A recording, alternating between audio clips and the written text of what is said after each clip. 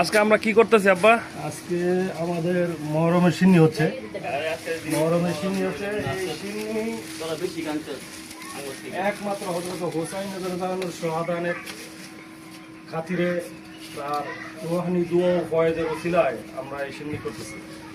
এবং এটার মর্যাদা শেষ নাই। হযরত আদম আলাইহিস সালাম থেকে শুরু করে যেরকম হযরত আদম আলাইহিস সালাম আল্লাহ তাআলা আসমান থেকে পাঠাছিলেন এই দিনে, হযরত ইব্রাহিম আলাইহিস সালাম এই আগুন থেকে মুক্তি পেয়েছিল এই দিনে, হযরত মুসা আলাইহিস সালাম এই দিনে মুক্তি পেয়েছিল হচ্ছে পানির থেকে।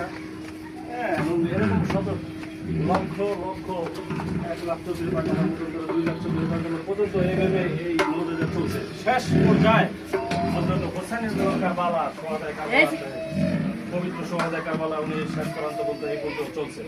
আর একটা আছে লাস্ট মিনিট, সেটা হলো কিয়ামত, এই আসরের দিনে। আচ্ছা, আসলে আজকে অনেক মর্মান্তিক একটি দিন এবং অত্যন্ত খুশির দিন এবং অত্যন্ত রহমত বরকতের দিন, যেই দিনের বর্ণনা দিয়ে শেষ করা যাবে না। এই দিনে আল্লাহ পাকের অসংখ্য মোজেজা, আল্লাহ পাকের অসংখ্য রহমতের বর্ণনা আছে।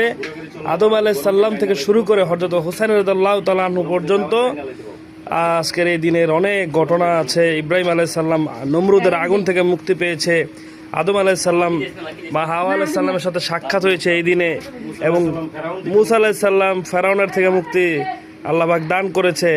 হ্যাঁ, এইভাবে আল্লাহ পাক তার নবী পয়গম্বরদেরকে অনেক, হ্যাঁ, তো এই দিনটা প্লাবন থেকে এই দিনটাই হচ্ছে পবিত্র আশুরার দিন। আজকে মুহররমের 10 তারিখ। সকলে আমাদের এই মিলাদে শরীক হবেন, দোয়ায় শামিল হবেন এবং তবারকের আঞ্জাম করা হয়েছে, তবারকের ব্যবস্থা করা হয়েছে। ইনশাআল্লাহ সকলেই পাশে থাকবেন বন্ধুগণ। আজকে আপনাদেরকে জুম্মা মোবারক, তার পাশাপাশি জুম্মা মোবারক জানিয়ে শেষ করছি ভিডিওটি। আসসালামু আলাইকুম ওয়া রাহমাতুল্লাহি ওয়া বারাকাতুহু।